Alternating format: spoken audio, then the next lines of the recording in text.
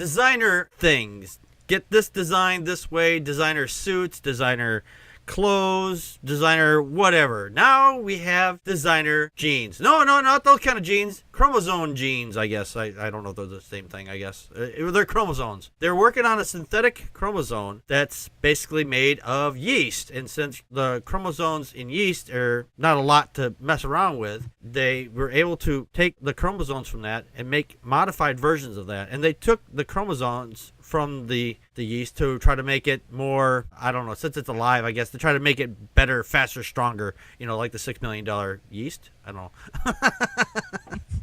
It did really poorly in the box office. But since yeast is used in a lot of things like making bread, beer, biofuel, medicines, and they've basically taken it, like I said, they're taking this yeast and they've modified it so it works more effectively. And it says here that this team took and unraveled the coding of the yeast's 16 chromosomes and used the software that they used to break it down, used it to make changes to it, removing repetitive and less used regions. Dave, your thoughts? Yeah, I think this is a really cool thing. It's opening up a whole new realm and world of science, and the applications are really interesting. I don't think that we really know all of the potential applications that there could be for this sort of technology. Obviously, any improvement that we can do to our biofuels and, well, our beers, yes, will be great. Yeah, and medicine, of course. Yes, but the beer is more important, obviously. Yes. Yeah. Well.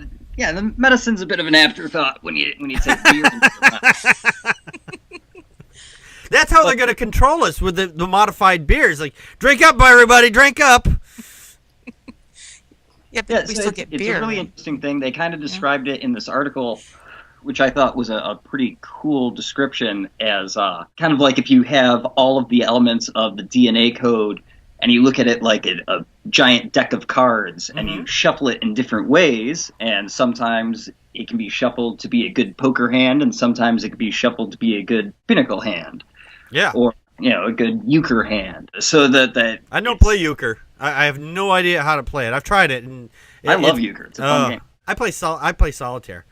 Free cell. Number one game on my hit list. You obviously spend a lot of time with your friends, Packard. Free cell, all alone. Connie, your thoughts.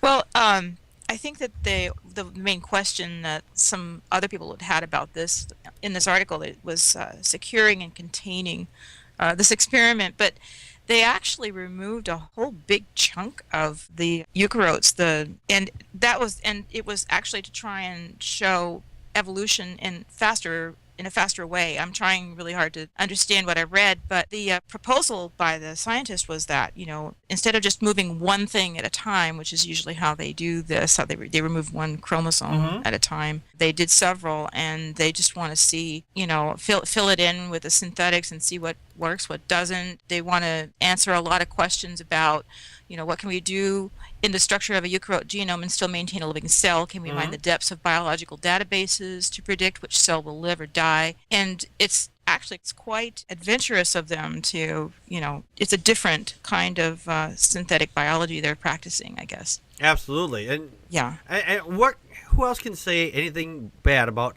not getting a genetically modified beer out of yeast, not genetically modified yeast? And Dawkins in the chat room there also said, besides genetically designed yeast, he said designer yeast infections. I was like, no, I don't think that's a whole other animal that you're talking about there. Yeast is an animal, and it is yeast. It is yeast, right? Brett, your thoughts? Well, I took away a similar viewpoint as Connie did, was where they had gone into the genome and had removed some duplication chromosomes in there, and that's what they pulled it back, and then they kind of made it, like you said, a bigger, better, faster, crazier yeast product.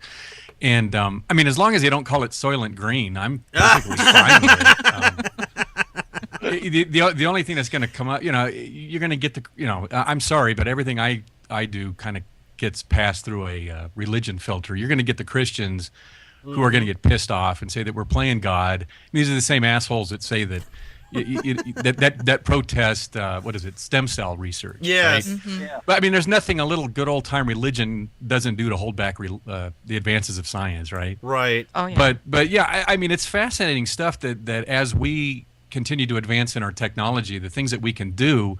And one of the things that article spoke about was the cost involved. So, I'm such a Star Trek geek. The idea that science costs something just fucks with me. I hate that. Yeah, I know. what you mean. But you know, as the cost goes down, you know what we can do with it, because what we're doing with that, I don't think is much different than what nature does with it. I mean, we're still, what is it?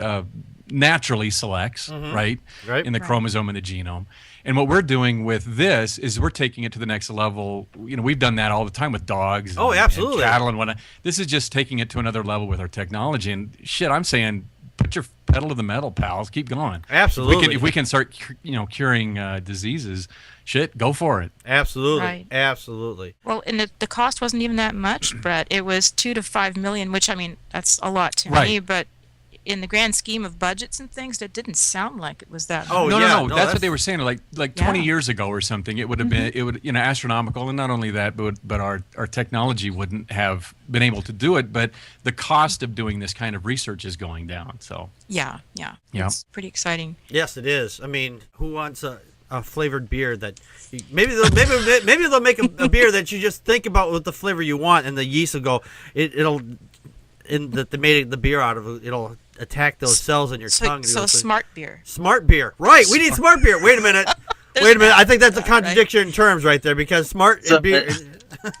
Schrodinger's beer. Schrodinger's beer. There we go.